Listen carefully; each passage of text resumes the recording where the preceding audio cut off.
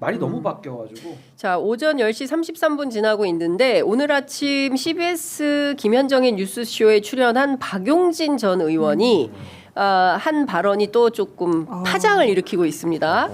그 이재명 대표가 최근에 이제 통합 행보하면서 뭐 김경수 지사도 만나고 오늘 저녁에는 그 김부겸 전 총리도 만나고 박용진 의원도 이미 만났었는데 통합 대상에 이낙연 전 총리도 포함되어야 한다. 그리고 대선에서 승리하려면 이준석, 안철수도 당겨야 될 판이다.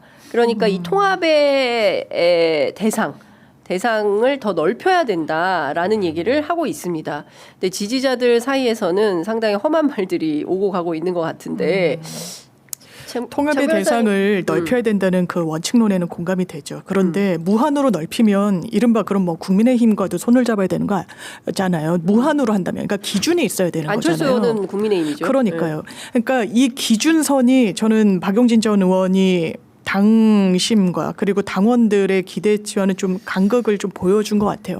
아마 제가 만난 민주당 지지자들 당원들은 확장해야 된다. 민주당에 많은 자원들이 있고 김부겸, 김경수, 임종석 다 마찬가지다. 박용진 전 의원의 어떤 그런 응어리도 같이 만나서 얘기하고 못 푸는 거 아니다. 그리고 풀 수 충분히 있다. 그리고 이게 역설적으로 이재명 대표의 어떤 대선 행보에 당연히 플러스가 되는 거예요. 그런데 그 기준을 더 높일 때 어디까지 갈 것이냐. 지금 딱 이낙연 앞에 멈춰선 상황이고 국면이고 전 그게 개인적으로 맞다라고 생각합니다.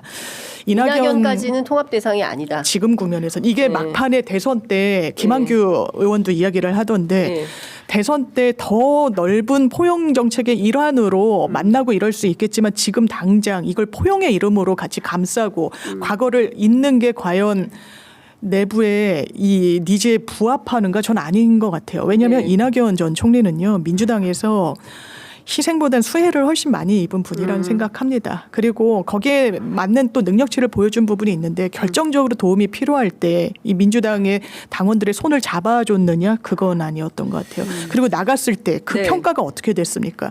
확장세를 가졌나요? 아니요. 본인이 그래도 안전한 지역구에 출마했지만 선거비용 보전까지 못 받을 정도의 처참한 결과표를 얻은 거예요. 이거는 역설적으로 응원을 받지 못했다는 거예요. 이 당내에서뿐만 아니라 나갔을 때 또 어떻게 이 국면을 민주당을 또 어렵게 했느냐에 대한 응어리가 풀리려면 시간이 필요하고 또 본인은 가만히 있는데 먼저 손만 내미는 게 전 정답이 아닌 것 같아요. 그러면 거기에 화답하는 이낙연 전 총리 뭐라고 얘기했습니까? 지금 윤석열, 이재명 양 이 체제를 극복해야 된다라고 이야기하고 있어요. 저는 이건 시대 정신을 잘못 읽고 있는 거라고 생각합니다. 아유, 네. 댓글창에 지금 난리 났습니다.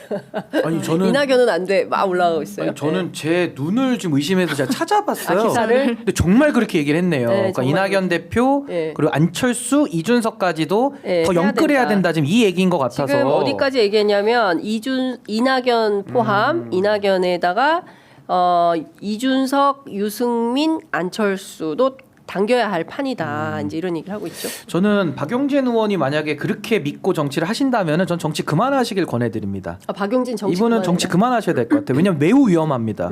제가 이렇게 얘기해 드릴까요? 박용진 의원처럼 저렇게 얘기하면요, 그게 지금 한국 정치를 가장 망가뜨린 승리 우선주의, 승리 제일주의입니다. 이기기만 위해서는 누구든 다 갖다 쓰자라는 거거든요. 그럼 제가 이렇게 역으로 여쭤볼게요.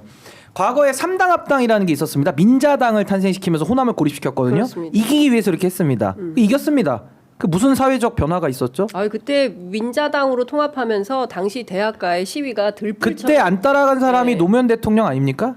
그때 노무현 이 있습니다라는 걸 한 게 민자당에서 네. 김영삼 촌재 만세 맞아요. 삼창으로 할 때 노무현 대통령이 이 있습니다 하면서 원칙과 토론도 없는 설득이 없는 이 과정이 맞아요. 있냐면서 저항하신 거 아니에요? 맞아요. 근데 지금 박용진 의원 얘기를 제가 듣다 보니까 너무 이게 이해가 안 되는 게 왜 3당 합당이 떠오르죠? 제 머릿속에는. 3당 합당. 아니 민자당이 갑자기 떠오르는데요? 아니 그 민자당을 박용진 의원 논리대로 해서 이준석도 품고 안철수도 품고 뭐 유승민 품고 다 품으면 이기겠죠. 근데 이겼을 때 그게 원칙 있는 승리며 그러면 그 논리대로 하면 3당 합당을 어떻게 비판합니까? 저는 3당 합당 비판하거든요. 이거 잘못된 거고 한국 정치를 퇴행시키면서 줄 세우기와 기회주의 아니면 정치 못하게 만든 게 이 3당 합당 승리 제일주의인데 그 얘기를 박용진 의원이 지금 대선 앞두고 방송 나와가지고 당에 도움 준다면서 이런 얘기를 했다라고 믿어지지가 않는 거예요. 그래서 저는 이 말씀을 꼭 드리고 싶은 게 보수와 진보는 아까 우리가 얘기를 했고 네. 중도는요 포지션이 가장 넓습니다. 근데 중도는 착시를 하면 안 되는 게 포지션이 넓으니까 양당 비토를 해서 나오면은 그러니까 윤석열도 싫고 이재명도 싫다로 나오면은 그 가운데 가장 넓은 중도 운동장에서 다 나를 지지해 줄 거라고 생각을 해요. 네. 근데 그거는 비토크라시고 비토만 갖고는 표가 안 옵니다. 그러면 양당을 뛰어넘는 얘기를 해야 돼요. 근데 그 얘기는 쏙 빠져 있거든요. 그래서 저는 중도에 대해서는 좀 환상을 깨야 된다는 생각이고 중도는 두 가지로 구성돼 있어요. 하나는 원칙형 중도, 소신형 중도가 있고요. 또 하나는 기회주의형 중도가 있습니다. 중도 안에는 두 가지가 있는데 지금 박용진 의원 말대로 간다 그러면은 원칙형 중도는 다 떨어져 나가고요. 기회주의 중도만 다 붙게 생겼어요. 이렇게 가면 네. 원칙 있는 승리가 안 나옵니다. 그리고 포용과 통합과 연대라는 건요. 원칙이 다른 사람들끼리 하는 게 통합이에요. 근데 기회주의 중도들은 원칙이 없어요. 왜? 매일 이 말 저 말 하거든요. 근데 그 사람들을 포용하자라고 지금 나오면은 이거는 잘못된 포용과 통합을 얘기하는 겁니다. 만약에 민주당이 확장 전략과 승리를 위한 통합을 한다면요. 원칙이 있고 소신이 있는 중도들하고 우리가 비록 원칙은 좀 다르지만 국민 앞에 밝히고 이걸 한번 우리가 합쳐보겠습니다라고 할 때 시너지 있는 통합이 되는데 지금 박용진 의원 말 맞다나 이낙연, 안철수, 이준석, 유승민까지 다 품어버리면요. 이걸 이제 중국집에 파는 잡탕밥이라고 하죠. 지금 나왔어. 잡탕밥입니다. 민주당 잡장된다. 잡탕밥.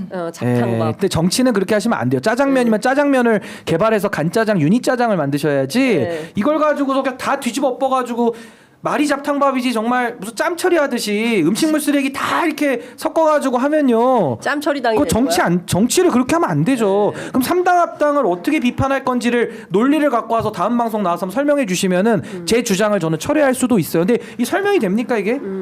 원칙 없이 다 받아들이자? 그거 국민의힘에서 했던 거예요. 지난 대선 때 문재인 빼고 다 모이자 했던 거예요.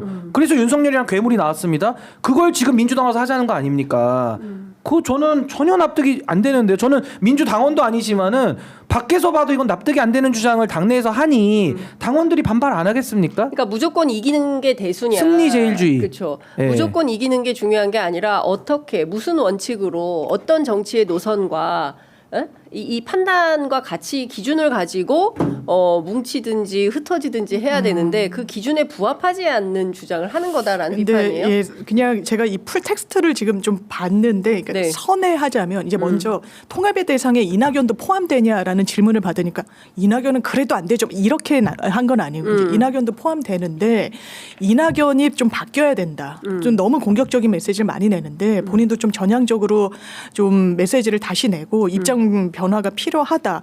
왜냐하면 지금은 뭐 이준석, 유승민, 안철수도 당겨와야 할 판 아니냐. 네. 그러니 이제 이낙연 정도는 품고 가자라는 게 아마 진이었던 것 같아요. 이게 네, 텍스트로 보면.